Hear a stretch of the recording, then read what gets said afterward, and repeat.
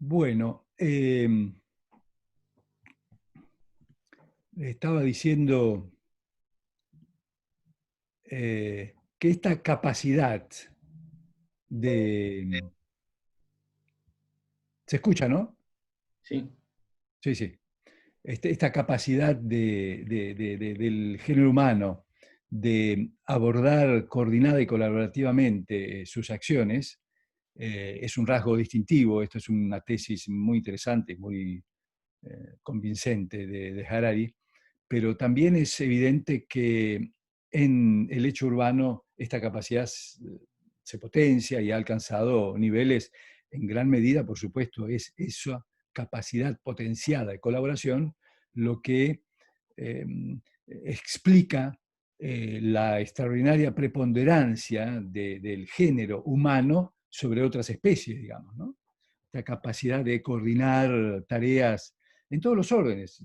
En fin, creo que no sé si vale la pena detenernos en ejemplos de esta capacidad extraordinaria que da la colaboración. No estoy hablando en un sentido solo positivo, también la colaboración para destruir, quiero decir, armar una estrategia bélica a escala planetaria, es decir, las guerras mundiales del siglo XX. Supone una sofisticación de coordinación que es única, digamos. Por supuesto, y afortunadamente también hay una colaboración muy grande en un sentido positivo, en un sentido benéfico. De hecho, los tiempos para la producción hoy día de la vacuna contra, o de las vacunas, porque probablemente haya más de una, contra el COVID-19, en parte se explicaría la posibilidad de reducir los tiempos por la extraordinaria colaboración de muchos grupos, más de 100, en el planeta que están trabajando, compartiendo información para conseguir este resultado, ¿no?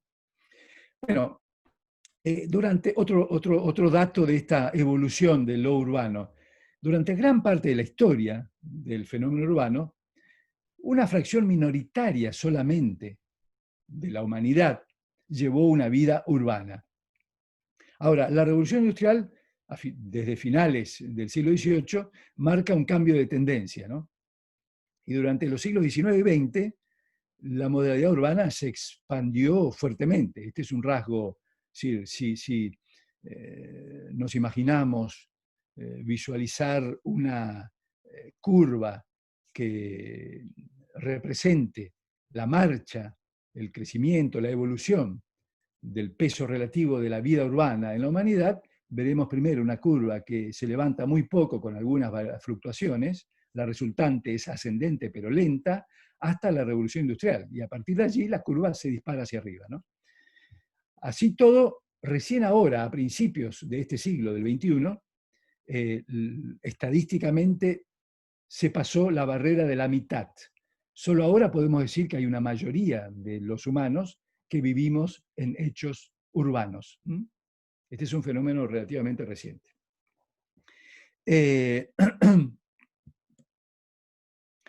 En paralelo, el desarrollo tecnológico y los productos derivados del desarrollo, por ejemplo, la máquina de vapor, el motor de combustión, la expansión de la electrificación, todas las formas de comunicación a distancia, es decir, el teléfono, el telégrafo, recuerden que el prefijo tele, es de origen griego y significa a distancia.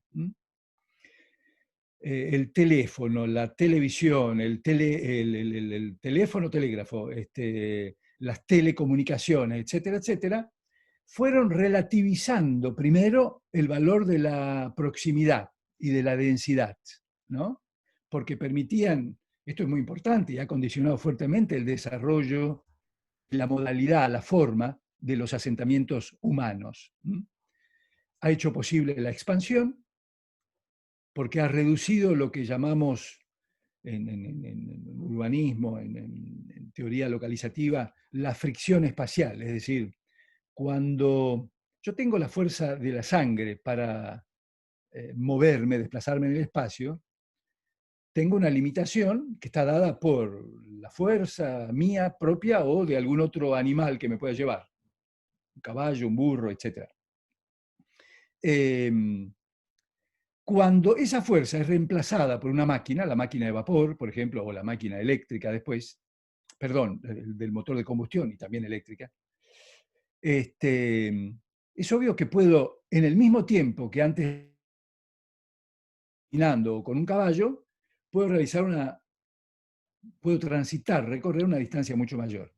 Esto permite una extensión muy significativa de los asentamientos humanos sin perder la capacidad de colaborar, entre comillas. ¿Qué quiere decir esto? Puedo tener la oficina de un emprendimiento en un punto de ese territorio y a unos kilómetros los talleres de producción material, por ejemplo. Bueno, hoy día el desarrollo es tan extraordinario que hay procesos productivos dislocados entre, por decir algo, que también tiene que ver con la experiencia esta de la pandemia. Hay procesos productivos colaborativos entre el norte de Italia y el interior de China, o París y ciertas ciudades de la India, en relación a la industria de la moda, por ejemplo. Bueno, entonces, primero se relativizó el valor de la proximidad, efectivamente, porque se puede estar un poco más lejos y seguir produciendo esa convergencia, esa colaboración, pero también fue resignificando esos rasgos en términos de una suerte de proximidad virtual, si se me permite la expresión, que parece un oxímoron. Oxímoron es una forma retórica que contiene su propia negación en sí mismo. Proximidad virtual parece contradictorio, ¿no? Es lo opuesto, lo virtual de lo proximidad. Sin embargo, por eso lo pongo entre comillas, quiero aludir con cierta ironía a la posibilidad de estar cerca de una manera virtual, como en este momento. Es decir, no hace mucho tiempo que esto es posible. Toda la historia, los 9 siglos de vida universitaria se hicieron, excepto por muy pocas décadas y en manera reducida. Solo ahora, en medio de la pandemia, esto se ha generalizado. Las clases universitarias se han hecho siempre en forma presencial, excepto, repito, por alguna experiencia en pocas décadas. Hoy es posible esta proximidad virtual. Y es obvio, creo que ustedes se dan cuenta, cuán relevante esto es desde el punto de vista de la organización del espacio y de la organización de las ciudades. Entonces, solo en este contexto histórico que he sintetizado acá, podemos entender el surgimiento de ese nuevo tipo de hecho urbano que llamamos metrópoli, que surgió, o al menos fue reconocido como tal, como algo distinto entre finales del siglo XIX y primera mitad del siglo XX. Aquí aparece otra pregunta. ¿Por qué metrópoli? Es decir, ¿por qué esa palabra? Volvamos a la etimología. Yo ya he confesado en público, lo hago siempre, que soy un cultor y casi diría un enamorado de las etimologías y las insto a ustedes también a valorar el aporte de comprensión de muchos aspectos de la realidad si nos abrimos a la indagación en la etimología, cosa que es bastante sencilla porque un buen diccionario lo suele tener. Y además esa fuente aparentemente inagotable que se llama la red, Internet, también nos provee toda la información necesaria. Bueno, metrópoli, que proviene del latín tardío y del griego, es ciudad madre. Ciudad madre. El uso histórico es distinto del actual.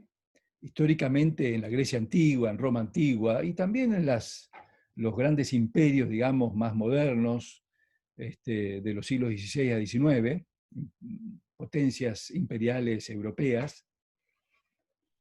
En esas tres situaciones, el uso ha sido análogo, es decir, para la Grecia antigua, que se había desarrollado y había colonizado extensiones importantes de la cuenca de los bordes del Mediterráneo, la actual Turquía, Asia Menor, y también actuales Europa, básicamente el sur de Italia, por supuesto, Sicilia, pero también en algunos lugares más lejanos. Eh, eh, Esas poblaciones de origen griego, en ese territorio tan vasto, reconocían como metrópoli a la ciudad-estado que las había originado, Atenas, Esparta y alguna otra, ¿no es cierto? En la Roma antigua, la metrópoli era Roma. De nuevo, esto se vincula con lo que decíamos antes, el desarrollo del municipalismo. No existía en la antigüedad el concepto de gobierno autónomo de los hechos urbanos. Es decir, el Senado de Roma, Senatus Populusque Romanus, el nombre, habrán visto esa sigla para representar a Roma, SPQR, el Senado del pueblo de Roma, era el gobierno de todo el imperio. La ciudad de Roma es la metrópoli para la antigüedad romana. Bueno, y en los imperios también, imperios más modernos, digamos, es decir, Ámsterdam para los holandeses, Londres para los ingleses, obviamente Madrid, eh, antes todavía Toledo, pero después Madrid para los españoles, etcétera, etcétera. De hecho, en la Declaración de la Independencia Argentina decimos eso, es decir, en el 16 el Congreso de Tucumán dice, se declara, bueno, la voluntad de estas provincias, los representantes de las provincias del Río de la Plata, declaran la voluntad de ser independientes del rey Fernando VII, sus sucesores y metrópoli. Entonces, este es el sentido histórico de la palabra metrópoli, es la ciudad madre en este sentido. Sin embargo, el surgimiento de este fenómeno que se empezaba a leer como novedoso, esta nueva modalidad de asentamiento humano, que se empieza a leer como tal a finales del siglo XIX, eh, habilita, digamos, al apropiarse de este nombre, de esta palabra, para designar esta realidad. Eh, por supuesto que hoy no basta con ese nombre, con esa palabra, con ese vocablo. Hay otros que dan cuenta de un proceso de expansión, como ya vimos antes, en términos cuantitativos, del porcentaje de población que vive en el medio urbano, pero también un crecimiento del número de metrópolis y un crecimiento del tamaño de las metrópolis, y la constitución de redes territoriales donde prima el asentamiento urbano, aún con muchos intersticios de uso no urbano, vacíos, reservas naturales o actividad agropecuaria, etcétera, etcétera. Entonces, quiero aprovechar esto para recordarles algunos nombres. Por ejemplo, esta es una visión satelital,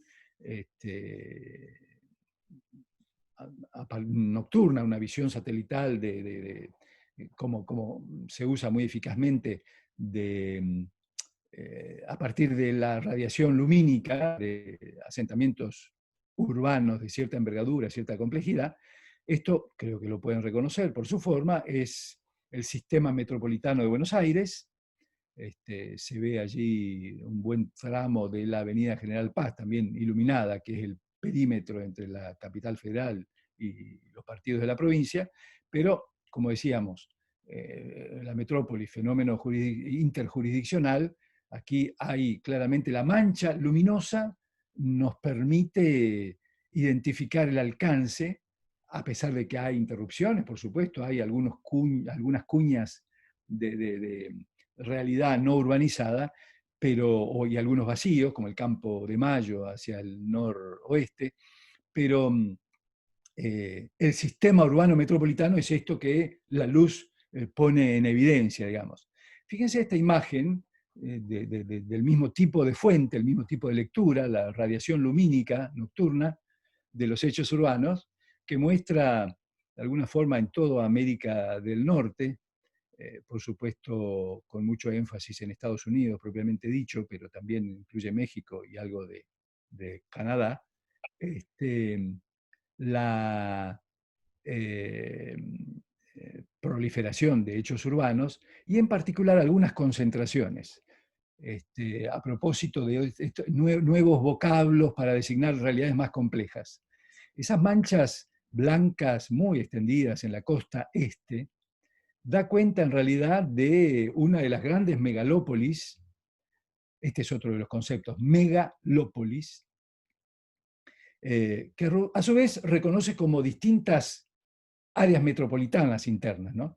Esa es una megalópolis que existe entre Washington en el sur y Boston en el norte, que incluye el área metropolitana de Washington, el área metropolitana de Filadelfia, el área metropolitana de Nueva York, por supuesto, y New Jersey, el área metropolitana de Boston y algunas cosas intermedias también.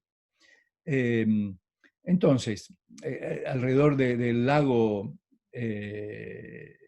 está el área metropolitana de Chicago, más al centro de la foto, y por supuesto en la costa oeste, el área metropolitana californiana que se expande entre el sur de Los Ángeles y el norte de San Francisco, pasando por todo el famoso Silicon Valley, etcétera, etcétera. Bueno, obviamente también se ve la península de la Florida y también se ve el centro de México, ¿no es cierto? En Europa el fenómeno es el mismo, incluso bueno, atravesando una mayor cantidad de países, en particular se nota el norte de Italia con una gran densidad y un centro muy polarizado alrededor de París, y un conjunto de áreas muy desarrolladas en términos urbanos en los Países Bajos que se conecta con el desarrollo urbano del norte de Alemania. En el norte de Alemania está la cuenca del Ruhr, que forma en sí misma también una suerte de un sistema megalopolitano, que se conecta en un punto con el famoso Rand de los Países Bajos, de Holanda, que es una suerte de ciudad casi continua. No necesariamente, porque acá hay que evitar un equívoco, no implica necesariamente la continuidad de la forma urbana absolutamente juxtapuesta, pero sí un funcionamiento integrado, ¿no es cierto? El Randstad es una ciudad que tiene una forma de semiarco en los Países Bajos. Bueno, los Países Bajos, lo que llamamos normalmente Holanda, pero que en realidad Holanda es un pedazo. Los Países Bajos de Netherlands constituyen un país con un altísimo nivel de urbanización, de población urbanizada, y se manifiesta esto en el territorio, ¿no es cierto? Bueno, por supuesto que interesa, hasta acá hay una especie de, no, más que una especie, digamos, hemos descrito un fenómeno, estamos presentándolo y describiéndolo.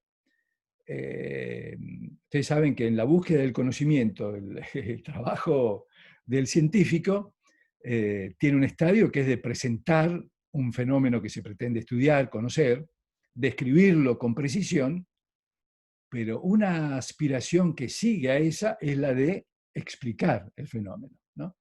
Entonces, voy a intentar aportar algo en este sentido ahora, las razones del fenómeno, es decir, ¿por qué se produce una metrópolis? ¿Qué es lo que la determina o lo que la desencadena? Acá hay que acudir al auxilio de la economía, la teoría económica. Nuevamente aquí quiero recordarles la etimología de economía. Economía es administración, administración de la casa. Es un vocablo de origen griego. Tiene que ver con la administración de la casa. Hay un concepto que nos transmite la ciencia económica, que es el de economías externas o economías de aglomeración. Es decir, el hecho de que las actividades toman ventajas de la proximidad con otras actividades y de que en la urbanización hay una disponibilidad de infraestructura, de capital y trabajo.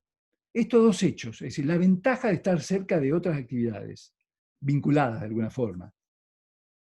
Por ejemplo, si uno quiere poner un negocio de venta al por mayor de ropas, textiles, si logra ubicarse en calle San Luis de Rosario, tiene ciertas ventajas, porque el que va a buscar eso suele ir allí porque hay una densidad, y esto no hace más que, densidad de ese tipo de asentamientos, no hace más que incentivar la reproducción y la expansión de esa especialización funcional. Quien se instala allí, recién llegado, sabe que ya tiene la ventaja de que va a pasar mucha gente por su vidriera, por ese tema, digamos. Bueno, y así con tantos otros ejemplos, incluso algunos más complejos, ¿no?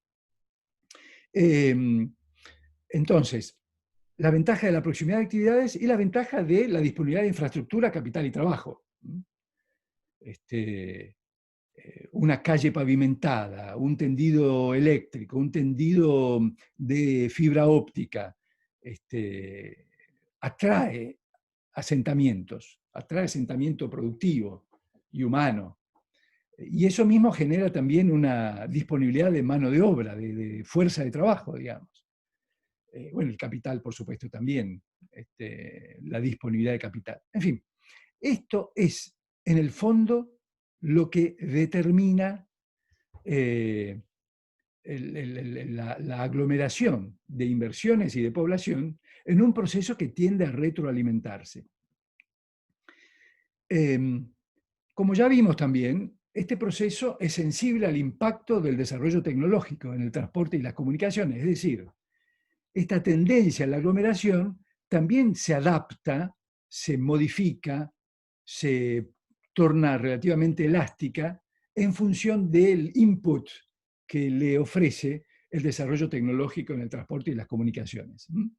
En todo caso, absorbe estos desarrollos y adapta esa lógica económica de aprovechamiento de las economías de aglomeración a las nuevas tecnologías, a la aplicación de esas tecnologías en la movilidad, en la accesibilidad.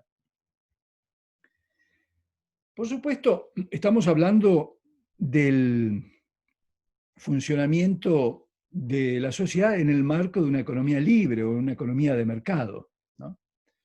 Que hoy por hoy es absolutamente dominante a escala planetaria. Ustedes saben que tuvimos durante, qué sé yo, en términos generales, unos 70 años a nivel global, una experiencia importante de otro modo de organizar la economía. La economía, lo que se suele llamar el socialismo real, es decir, no la socialdemocracia, sino el socialismo en términos de propiedad colectiva o estatal de los medios de producción.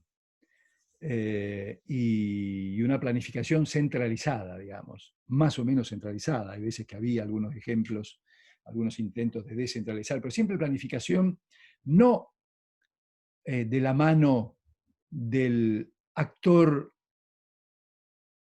económico individual, quiero decir, la empresa, sino de la mano siempre del poder estatal, que puede ser en el centro-centro de ese Estado o en un nivel desagregado, más inferior, pero siempre planificado, digamos. Bueno, en el desarrollo del urbanismo y de las políticas de planificación, esa experiencia política y económica también ha tenido su aporte. Siempre hubo, desde el siglo XIX, lo hemos visto en introducción, hemos visto el surgimiento de las críticas a los excesos de hacinamiento típicos o en todo caso que se producían, que se encontraban en el proceso de migración de la población rural a la ciudad en los orígenes del proceso de industrialización, por ejemplo en Inglaterra, en otros países de Europa, en Estados Unidos. En fin, siempre hubo siempre no, pero muy desde el principio, una mirada crítica y como consecuencia de ello surgieron estos planteos críticos, en algunos casos utópicos, en otros casos reformistas, tratando de poner coto a esto, ¿no? El socialismo real, la economía, la experiencia de la Unión Soviética, básicamente, y los países que conformaron después el Pacto de Varsovia, es decir, países europeos asociados a la Unión Soviética, en alguna medida también después China, pero la experiencia de China es mucho más corta y posterior. Eh, esas experiencias de planificación centralizada se abocaron también a poner coto, a limitar la expansión del crecimiento de las ciudades, eh, asumido como una consecuencia negativa del modo capitalista de organización de la sociedad.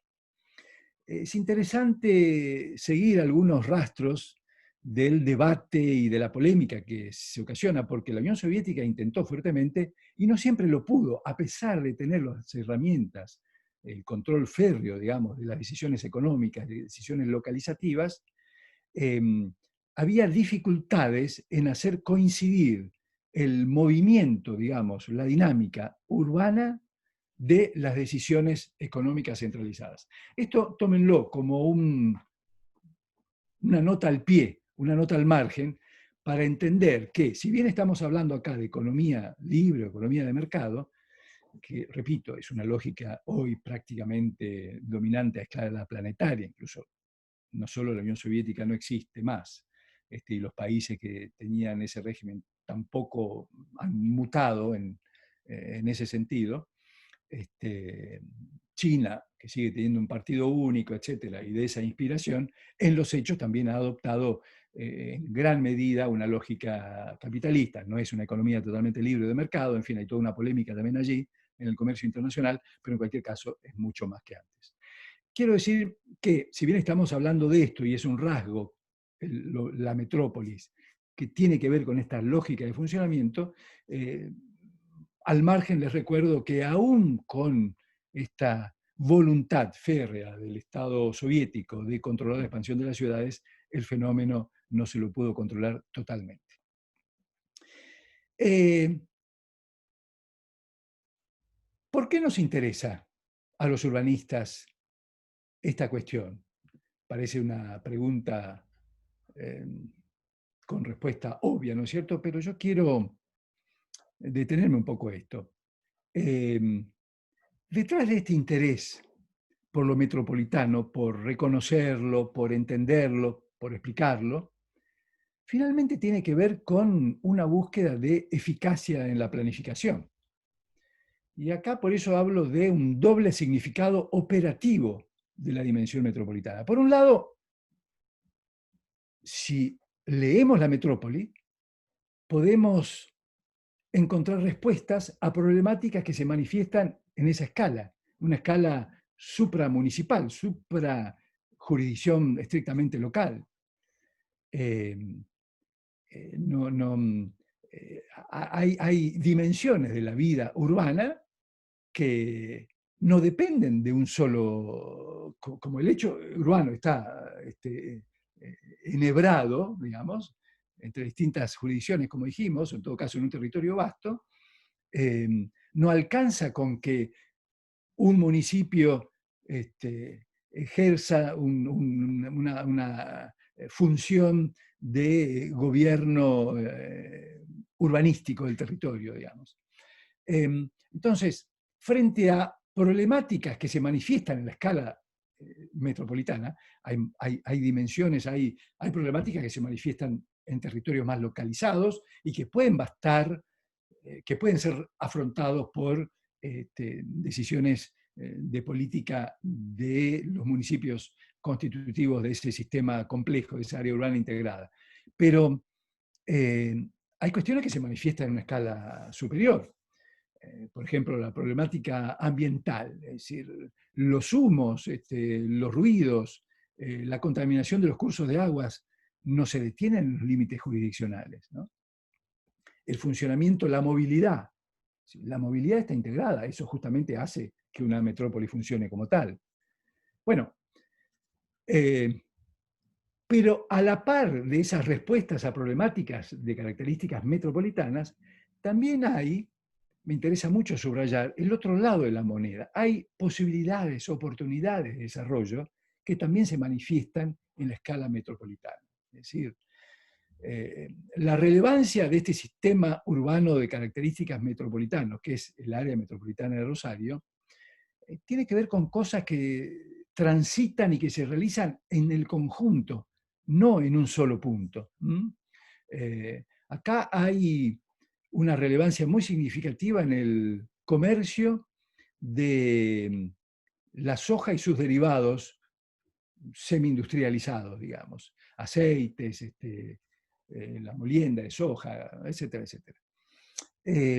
Esto es algo que se administra en alguna medida en el centro económico y financiero de la ciudad cabecera, del municipio de Rosario, quiero decir la Bolsa de Comercio, que es un actor relevante en este sentido, pero también, en fin, otros agentes, etcétera, etcétera, pero también en un sistema portuario e industrial que ocupa un frente fluvial de 60 kilómetros en el sistema metropolitano. ¿Se entiende? Entonces, digamos, la relevancia de este centro urbano significativo, de características metropolitanas, es una oportunidad también de desarrollo, implica tener voz en alguna mesa global, mundial, pero eso en la medida en que lo relevemos en su integralidad. Si lo vemos fragmentado, un puerto, una fábrica o una oficina en el centro de Rosario, perdemos de vista esta oportunidad. Entonces, la mirada metropolitana nos da la capacidad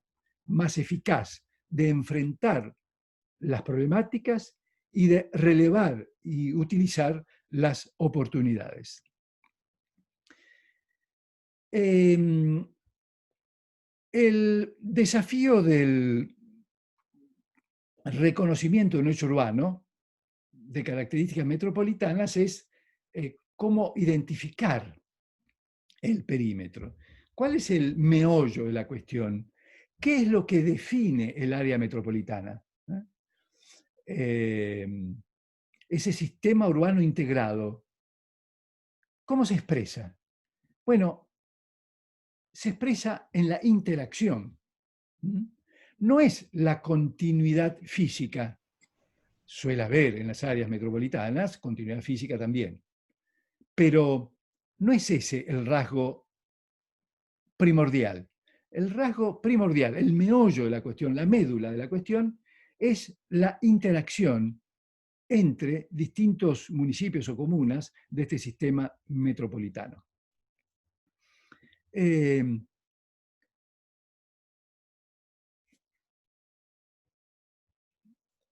A ver, tenemos 5 o 6 minutos más. Roberto, no sé si me estás escuchando. Tal vez cuando culmine esta segunda, y voy a tratar de hacerlo concluir allí, te propongo eso, a ver cuál es tu opinión, Roberto. Podríamos concluir, estamos más o menos, vamos a estar cumpliendo el horario acordado, creo. Queda poco menos de 5 minutos. Sí, sí, un poquito más. Si se corta, volvemos a entrar y ocupamos 5 minutos, lo que sea, no importa. Ok, listo. Entonces sigo un poco más, sin preocuparme por ese corte, digamos.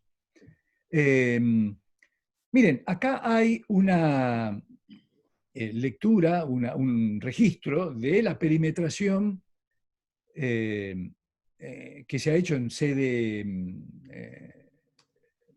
operativa, en sede de planificación, en el marco del Ente de Coordinación Metropolitana de Rosario y del Sistema Metropolitano Rosarino, de los distritos, es decir, llamamos distritos en esta provincia municipios y comunas, ¿no es cierto? A esos 360 gobiernos locales que mencioné medio al principio.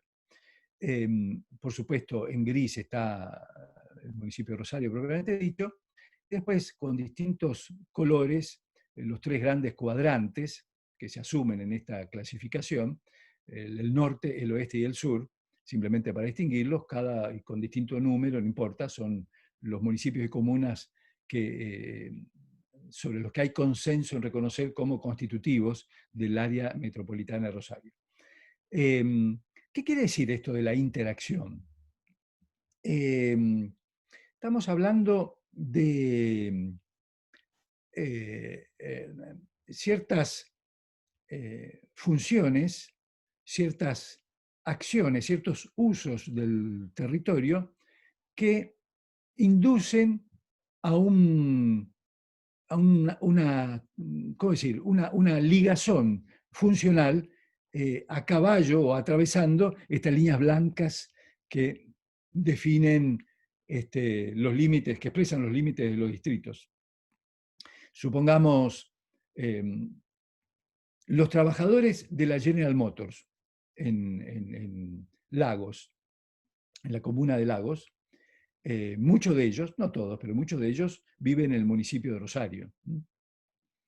Y otros en otros municipios. Algunos también vivirán en Lagos, por supuesto.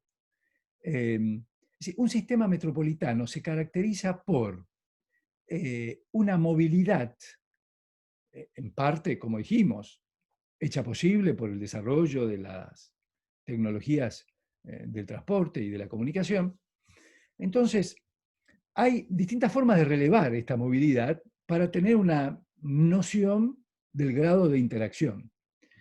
Una modalidad es, por ejemplo, lo que acabo de mencionar, la fuerza de trabajo. ¿Qué porcentaje de la fuerza de trabajo del distrito 11, que es Roldán, en este dibujo, qué porcentaje de la fuerza de trabajo, es decir, la población económicamente activa de Roldán, viaja cotidianamente por razones, o sea, personas residentes allí, ¿no es cierto? Se traslada cotidianamente a otro distrito de este sistema regional por razones laborales. Ese porcentaje es la medida de la integración en el mercado laboral metropolitano. Otro indicador es qué porcentaje de la población para consumir determinados bienes o servicios se traslada también cotidianamente. Ustedes saben que el distrito cabecera, sobre todo, o sea, Rosario, el municipio de Rosario, es un proveedor muy importante de bienes y servicios especializados, de salud, servicios direccionales, etc. Esto se va a cortar enseguida, así que volvemos unos minutos más para redondear algún concepto antes de dar por cerrada la clase.